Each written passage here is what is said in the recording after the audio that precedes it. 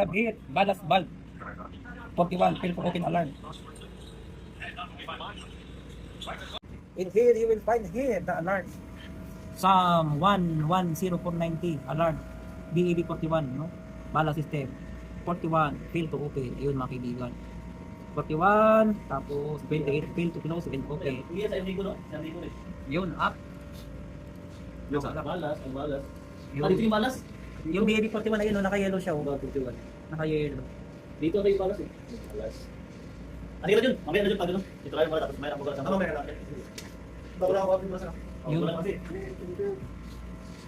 Tignan natin bakit ito ay hindi nagpupul open. Bakit hindi open, mga kaibigan. So in here guys, as you can see, when we do a ballasting treatment, deballast, okay, deballast, there is a required signal.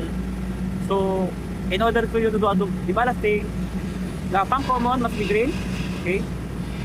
The valve 28 must be open, okay. Satisfied. DAB 41 must be open. So in here, as you can see, not color green, not color green, and this also not having a color green color. The deballasting will not be operated because this shift signal, pump common, bypass, valve 28, and valve 41 must need to be having a green color, from which our PLC is required, and this is our PLC unit.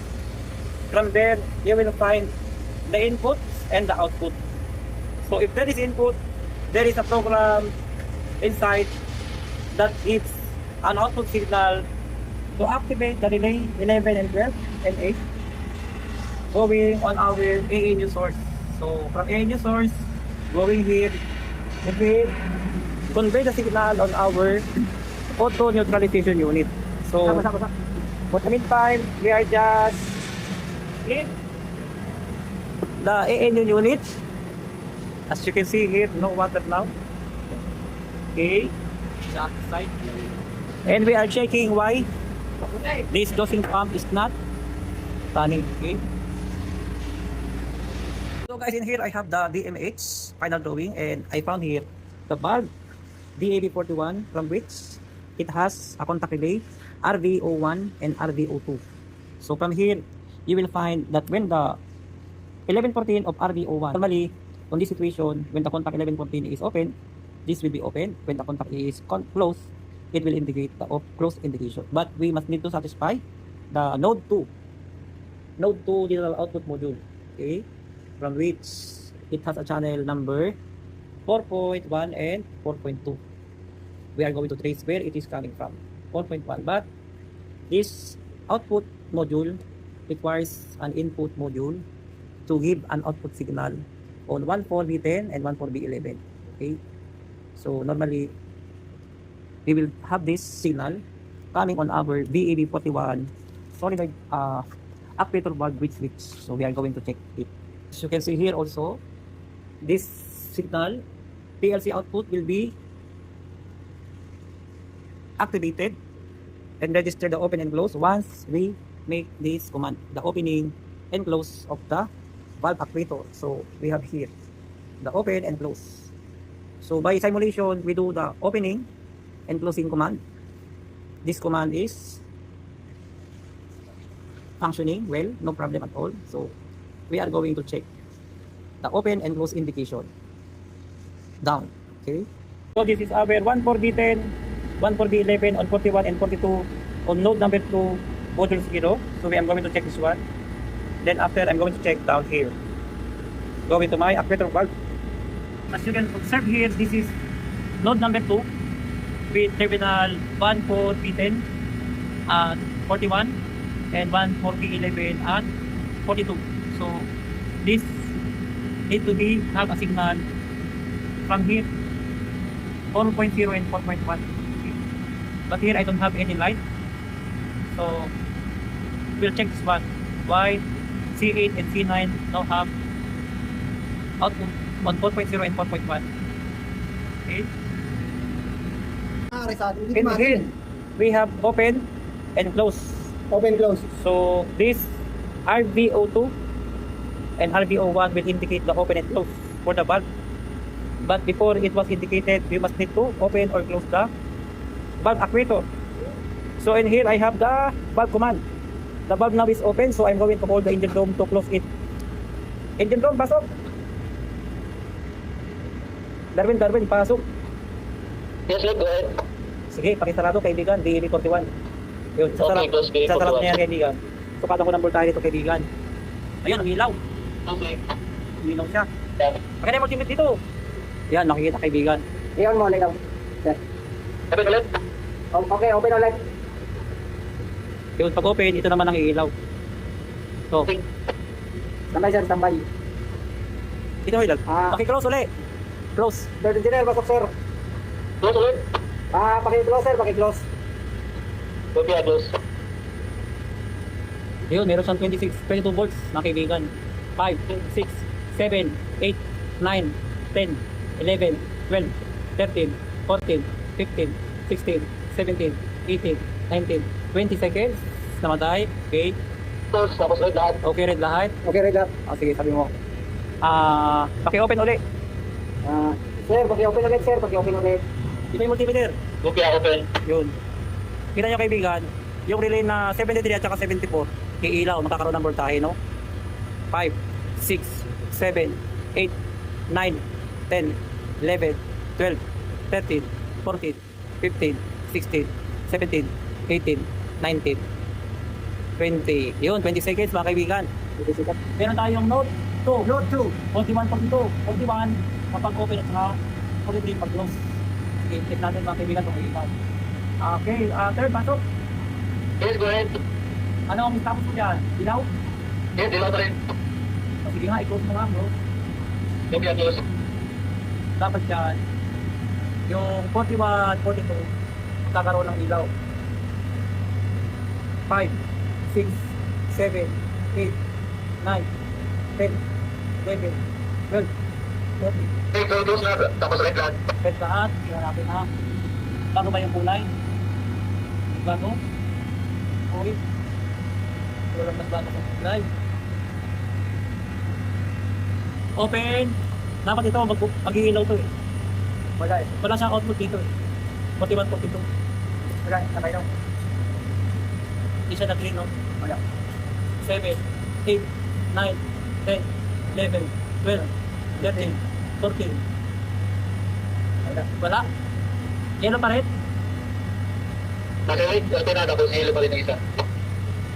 Okay, stand by. So guys, ito yung ating PLC Note 2 Digital Output Module. So kapag open and close, dapat itong 41 iilaw para ma-energize yung RBO1. Kapag open, no? Pero kapag close, ito naman dapat ang ilaw. Pero ito walang ilaw. So wala siyang output na nakukuha. Kailangan natin magkaroon ng contact ito. RBO1 1114, tapos ito mag-open dapat. Bakit? Ganun. So I just remove this valve and I ask the engine engineer to do open and close command. So from yellow open, I just verify if it will change from yellow open to red close. Okay, 20 seconds. Nagbago siya sa 27 seconds. From 27 seconds, naging Pero sarada mo, tapos nag-blink yung red, tapos pag 27 seconds, nag-yellow. sige nga. Ilagay mo siya sa close kung magre-red siya. Okay. Nag-close na ito ulit. Kulay ano siya, red o yellow? Wala yellow. Okay, ibig sabihin, hindi ko malaw yung valve sa baba, no? Wala yung valve select, tapos yung sensor yung pinaka-activate. Sige, pupunta ako dun sa baba, observe ako dun. Okay, copy. So I just put back this valve and I'm going down to see the valve actuation. Now I'm here, we are going to observe if this will move and it will change the switch position from open to close. Pasok, check. Engineer, pasok. Gilid, go ahead. Darwin, sige, pakiano mo nga ngayon. Ngayon dito, ano siya, naka-open. Sige nga, i-close mo nga. Kasi ulit. Ngayon, naka-open siya ngayon. Ay, naka-close dito. Naka-close dyan. O sige, sige. Naka-close dyan. Sige, paki-open mo. Okay, copy. Okay. So once this is open, this will rotate and the switch here must be pressed. So once it is pressed, the contact between the black here and green here must be closed, and the contact between the black and this cable red will be open. Hindi gumagalaw. Ngayon, open na ito. Pero yung shock niya hindi gumagalaw. Yung shock. Siguro baka ano dyan, natanggal. Hindi, nakaano pa rin siya, nakakonek pa rin. Wala ako natanggal na wire. Sige, sulit. Baka hindi kito lang. Sige, sulit. Sige nga, galawin mo uli. Isarado ko sulit ha. Sige, i-close mo.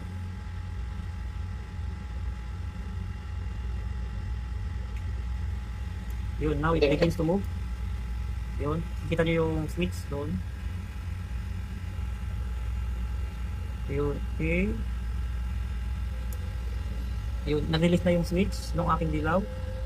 Tapos nag-press na. Okay. Yan. Sa ganyan, anong position yan? Close, sulit, close. Yan, close na, fully close. Tapos red na. At lahat. Okay, sige.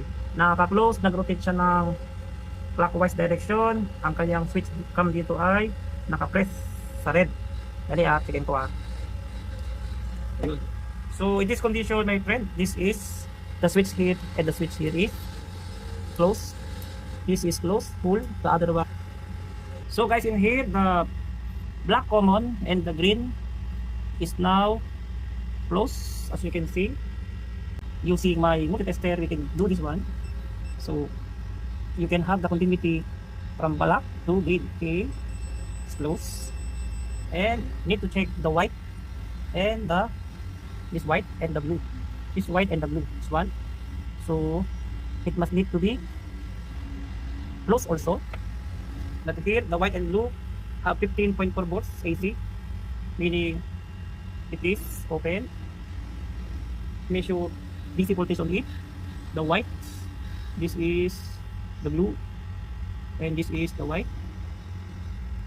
I have millivolts value. So from A6 and A7, it has AC 14 volts. So here I have the second switch. I just push like this. So we will know if there is changes in the engine room.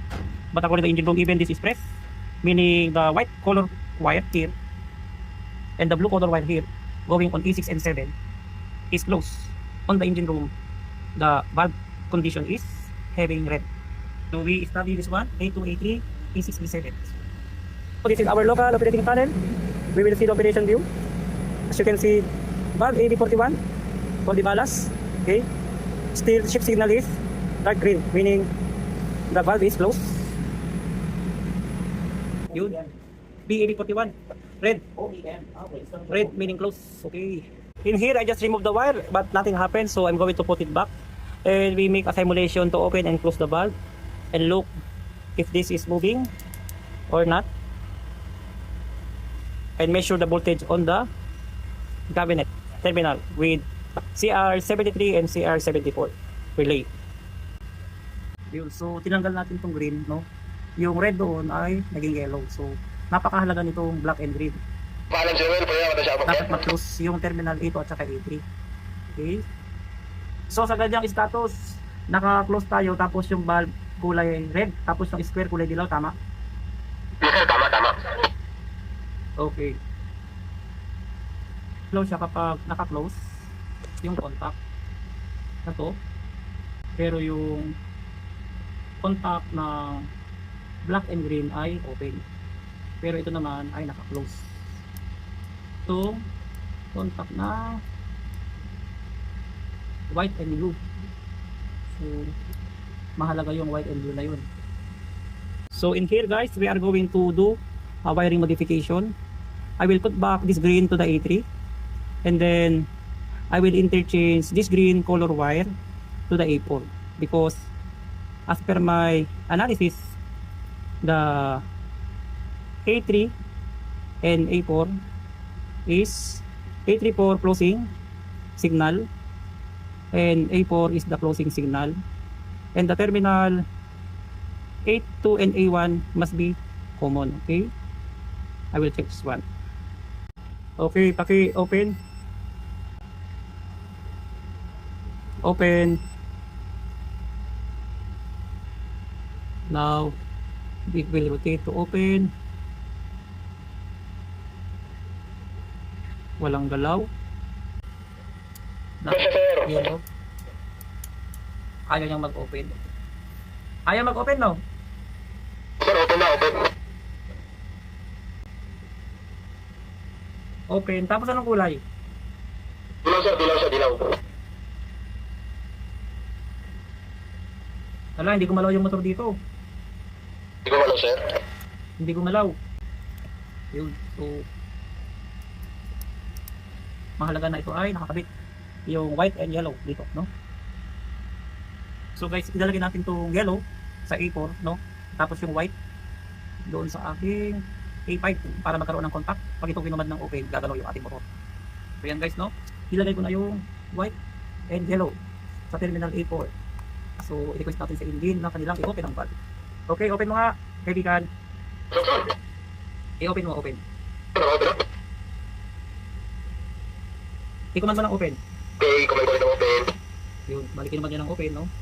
So, ang gamit ng A6, A7 para yan sa motor, no? Sa yellow and white. So, A4, A5 para yan sa motor, no? Anong kulay dyan? Open tayo. Green bulb, yellow yung square. Okay sir, green yung box. Yun. So, Pinilo. nag-green na yung bulb, yellow yung box. Ibig sabihin, kailangan ko ng signal sa aking A1. At saka, A2. So, dapat mag-close ito. A1, A2. Oh, meron ako ditong A3. So, ito yung common ko. A2, A3, A1. Kailangan ko ng common line. So, tingnan natin dito. A1 ba? A3 ba? Or A2? So in here, we observe that there is A2 terminal and there is A1 terminal. This A2 and A1 is directly connected in here.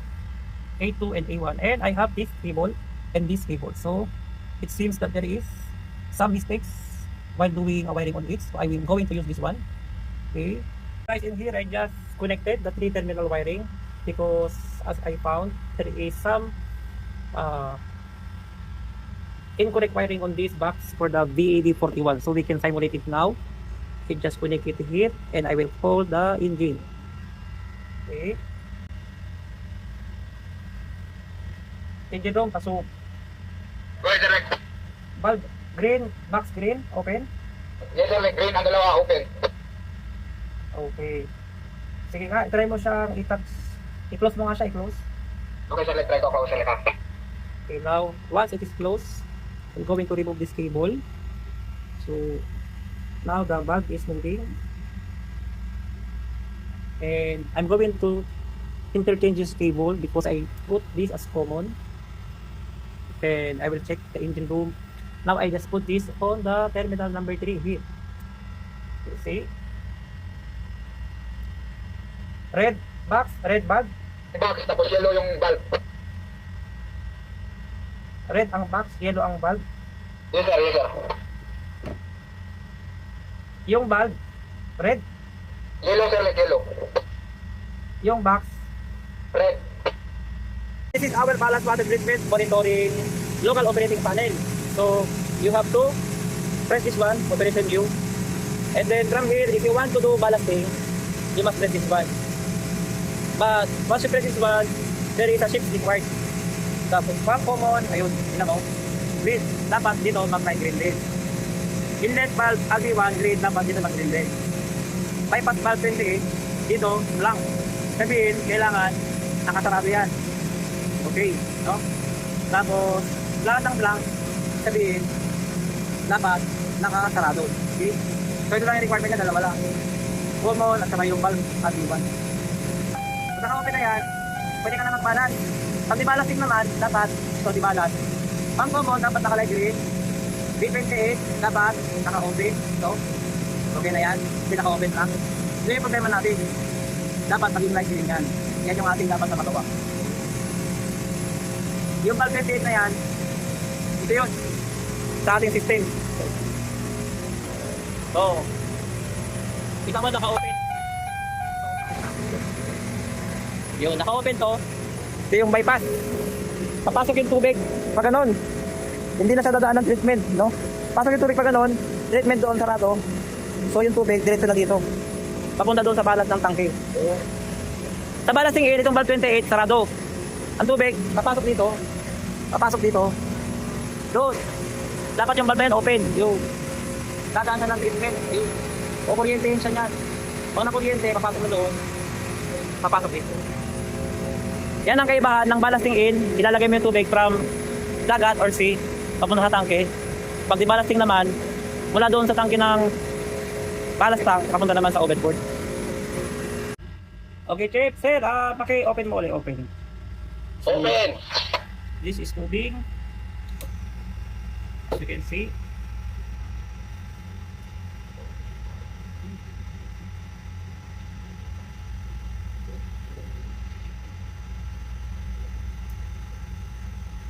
Fully open left. Green lahat, green. Okay. Sir, sige. Paki-close. Close. So, it will close. As you can see here, this cap moves and touch the switch here. When touch the switch, the valve must need to be red color and the box must need to be red color. Okay, about 20 seconds. Pula dilaw. Pula dilaw. Red dilaw. Okay. So we will check why it has happened. We do correction already on the wire. So we will check why it is yellow. Sir, naka-open ngayon. Anong kulay? Green lahat, green. Valve, green. Box, green. Open. Roger. Okay. Sir, paki-close. Okay, close. Yan, gagalaw yan kaibigan, no? Yan, the red del yan. Hindi mo yan, no? Kita mo yung cam gumagalaw. Tapos itatouch na yung switch. Yun. Pag yung pula na yan, magtas doon sa switch. Yun. Yan yung magbibigay ng signal. Para red. Bali, dito mali yung wire. Puro na yan. Red na. Red na? Roger, kuha na. Red na. Okay, pwede na yan i-cash out. Sige, kasama tayo. Kapilo, sir. Mabuti nakuha na ni Dali, tsaka ni Ruel. Pumunta rin siya dito. Tinuruan ako dito eh.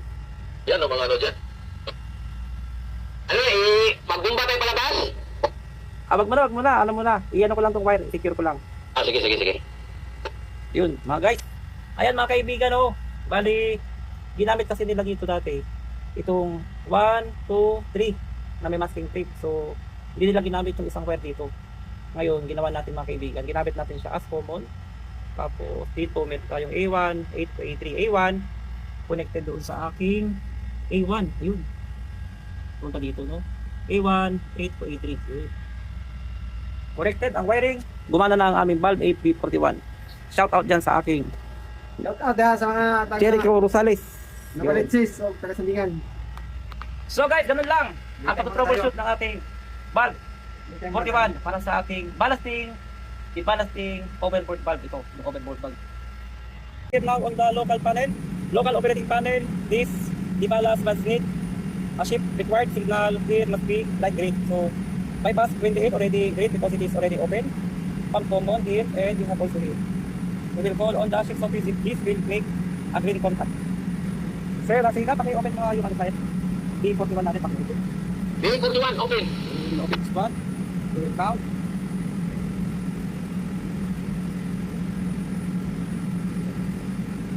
Green. As you can see here, D41 now. Fully open ang green. Green, 40. So, pump common this one, we will able to run the dosing pump. Sige nga sir, tingnan mo dyan sa PLC mo sir, dyan sa may remote operating panel ng ballast statement. So yung ating required signal, OBD, DAB41, green color, chip signal, green color na rin. Affirmative, green color. Pakiclose mo na yung pinapalete. Okay. Load. Dapat mamiligan. So, 4.1, 4.2 makakailaw lang. Kung naka-open ang close. Ganun tayo yung cable na dito ko. 1 po dito, 1 po dito. Sige sir, pakitisip ulit. Tapos, Ayun na. sige nga, pakiclose ulit. Okay, ito tuloy. Ay, ito tuloy. Okay, close. Okay, close. Okay, close.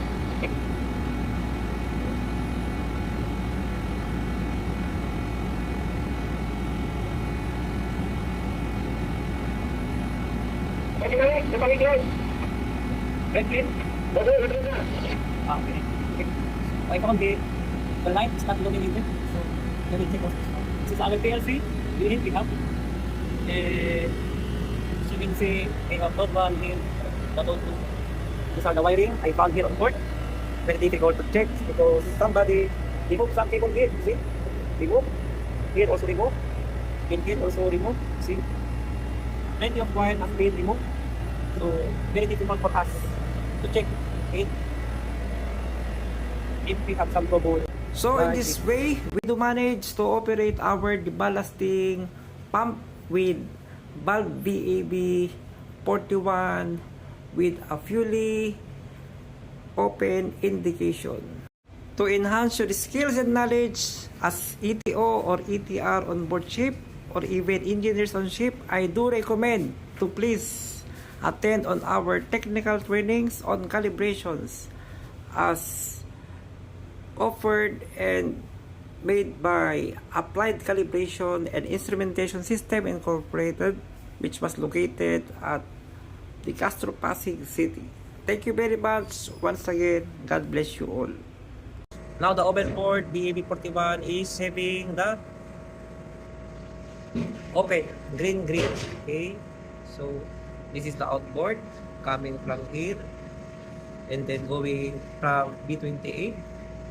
This is BAB32 100%. This is the pressure 1.43, 1.41. This is 3 bars. So BAB35 from here. BAB36 also. Number 2 ballast BAB33. This is 75. This is 100%, 75%. So we can have this BAB31 going to our overboard. Guys, this is our ballast monitoring tank. So we have it here. Starboard 6S 7.93 cubic, about 335.62 cubic meter. Specific gravity 1.023. This has pipeline going here. This BAB25 is open, so the water will go here. Then the water going here, it will proceed on our this up. You can see here, going here. So from here the water flow from here and here BAB34. This is not must be green but now color, but it is open, so the water will come in here. And then using this one, number 2 ballast pump goes here, then directly here going on our overboard. So we do our deballasting while we continue making discharging of our container. Okay. Also, this tank pump is also working.